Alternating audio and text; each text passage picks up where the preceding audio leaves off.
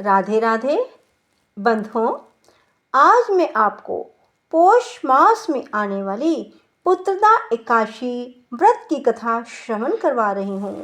बोलो विष्णु भगवान की जय, लक्ष्मी माता की जय। बंधुओं, जो कोई भी पौष मास में आने वाली जिनके यहाँ संतान नहीं है, पौष पुत्रदा एकादशी को करते हैं, उन्हें संतान की प्राप्ति होती है। और जिनके संतान है और उनकी संतान भाग्यशाली बनती है, धनवान बनती है। इसलिए हर मनुष्य को पौष पुत्रदा एकादशी व्रत अवश्य करना चाहिए। बंधुओं, इस दिन प्रातःकाल जल्दी उठें, गंगा जल नहाने के जल में मिलाकर स्नान करें। उसके बाद भगवान श्री हरि की षोडश उपचार पूजा करें। इस दिन भगवान श्री कृष्ण के बाल रूप की भी पूजा करें और भगवान विष्णु की पूजा करें। बंधुओं, इस दिन भगवान श्री कृष्ण के 108 नाम अवश्य श्रवण करें। भगवान के समक्ष खड़े होकर दाहिने हाथ में जल और फूल लेकर व्रत का संकल्प लें कि आज मैं पौष पुत्रदा एकादशी के दिन आपका व्रत कर रहा हूँ या कर रही हूँ। अपना नाम बोलें, गोत्र बोलें, अपने शहर का नाम बोलें और फिर भगवान मेरा ये व्रत बिना किसी विघ्न बाधा के पूर्ण करना, ऐसा कहकर यह जल भगवान के समक्ष छोड़ दें। भगवान को तुलसी दल का भोग अवश्य लगाएं और साथ ही फलों का भोग लगाएं। बंधुओं, श्रीमद् भागवत गीता श्रवण करें, एकादशी व्रत की कथा सुनें, फिर आरती करें। सारा दिन भगवान विष्णु के नाम जाप में बिताएं।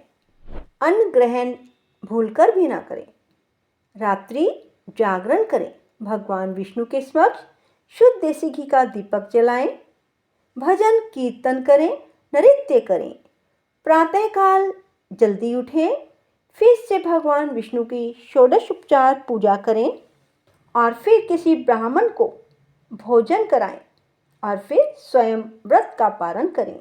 बंधुओं, ऐसा करने से आपको पूर्ण फल की प्राप्ति होगी और जिनके यहाँ संतान नहीं है, उन्हें संतान की प्राप्ति होगी और जिनके यहाँ संतान है, उनकी संतान भाग्यवान लक्ष्मीवान बनेगी।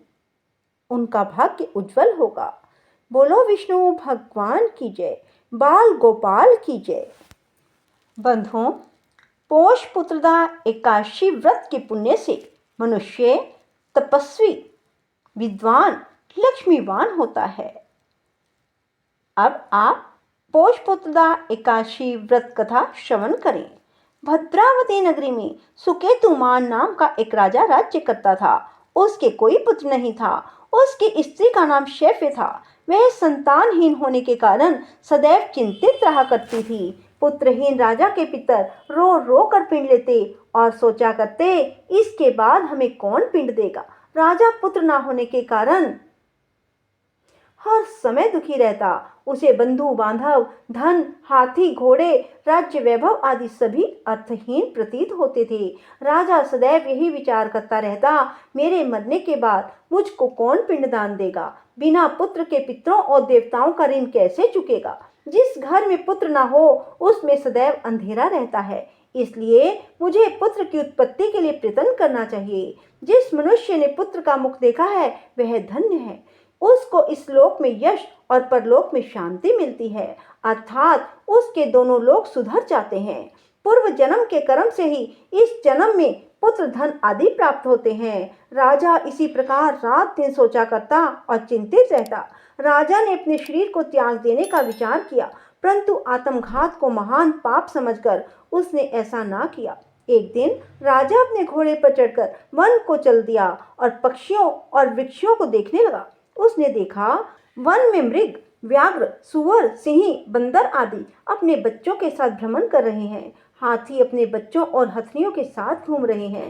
वन में कहीं गीदड़ अपने कर्कश स्वर में बोल रहे हैं, कहीं उल्लू चीख रहे हैं, वन के इन दृश्यों को देखकर राजा को अपने पुत्रहीन होने का दुख अधिक पीड़ा देने लगा। इसी उदासी और सोच विचार में दोपहर हो गई। वह विचारने लगा कि मैंने कई यज्ञ किए, ब्राह्मणों को सुंदर भोजन और दान देकर तृप्त किया, फिर भी यह दुख मुझे क्यों प्राप्त हुआ है। प्यास के मारे अत्यंत दुखी राजा पानी की तलाश में इधर उधर फिरने लगा। थोड़ी दूर पर राजा ने एक सरोवर देखा। उस सरोवर में कमल खिल रहे थे और सारस, हंस, मगरमच्छ आदि विहार कर रहे थे। सरोवर के चारों ओर मुनियों के आश्रम थे। उस समय राजा के दाहिने अंग फड़कने लगे। राजा शुभ शगुन समझकर घोड़े से उतरकर मुनियों को दंडवत करके सामने बैठ गया। राजा को देखकर मुनियों ने कहा, हे राजन, हम तुमसे बहुत प्रसन्न हैं। तुम इस जगह पर कैसे आए, सो कहो। इस पर राजा ने मुनियों से उनका परिचय पूछा और फिर अपनी व्यथा कही। मुनि बोले, हे राजन, पुत्र की इच्छा करने वाले को उत्तम संतान देने वाली पुत्रदा एकादशी है। हम लोग विश्वदेव हैं और इस सरोवर पर स्नान करने आए हैं। इस पर राजा बोला, हे मुनीश्वर, यदि आप मुझ पर प्रसन्न हो तो एक पुत्र का वरदान मुझे भी दीजिए। मुनि बोले, हे राजन, आज पुत्रदा एकादशी है, आप भी इसका व्रत करें। भगवान की कृपा से आपके अवश्य ही पुत्र होगा। मुनि के वचनों को सुनकर राजा ने उस दिन वही एकादशी का व्रत किया। वही द्वादशी को उसने व्रत का पालन किया और मुनियों को प्रणाम करके अपने महल को वापस लौट गया। उसी मास रानी ने गर्भ धारण किया और 9 माह के पश्चात एक पुत्र पैदा हुआ, जो बड़ा होकर अत्यंत वीर, यशस्वी और प्रजा पालक चक्रवर्ती सम्राट बना। भगवान श्री कृष्ण बोले, हे राजन, पुत्र प्राप्ति के लिए पुत्रदा एकादशी का व्रत करना चाहिए। इस व्रत के करने वाले यशस्वी और पितृभक्त पुत्र तो पाते ही हैं। इसके महात्म का श्रवण करने मात्र से ही मनुष्य सुंदर संतान और मोक्ष को प्राप्त करता है। बोलो विष्णु भगवान की जय, लड्डू गोपाल की जय। राधे राधे, जय श्री कृष्णा। बंधुओं, अब मैं आपको बाल गोपाल के 108 नाम श्रवण करवाऊंगी।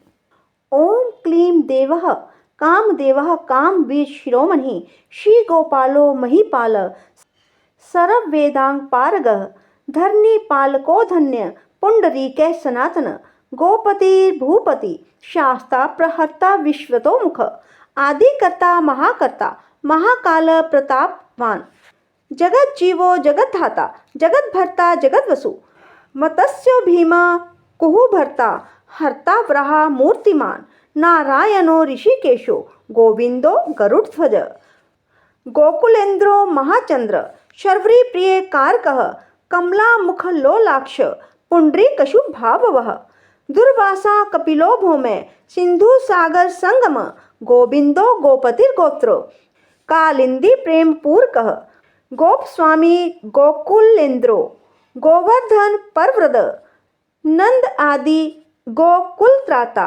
दाता दारिद्र्य भंजनः सर्वमंगल दाता च सर्वकाम प्रदायक आदिकर्ता महीभर्ता सर्वसागर सिंधुज गजगामी गजोधारी कामी काम कलानिधि कलंक रहितश्चंद्रो बिंबास्यो बिंबसत्तमः मालाकार कृपास्कार कोकिल स्वर भूषणः रामो नीलांबरो देवो हलि दुर्दम मर्दन सहस्त्र अक्षः पुरी भेता महामारी विनाशन शिव शिव तमो भेता बलाराति प्रपूजकः कुमारी वरदायी च वरेण्यो मीनकेतन नरो नारायणो धीरो राधापति दारधी श्रीपति श्रीनिधि श्रीमान मापति प्रतिराजः वृंदापति कुलग्रामी धामी ब्रह्म सनातन रेवती रमनो रामश्चंचल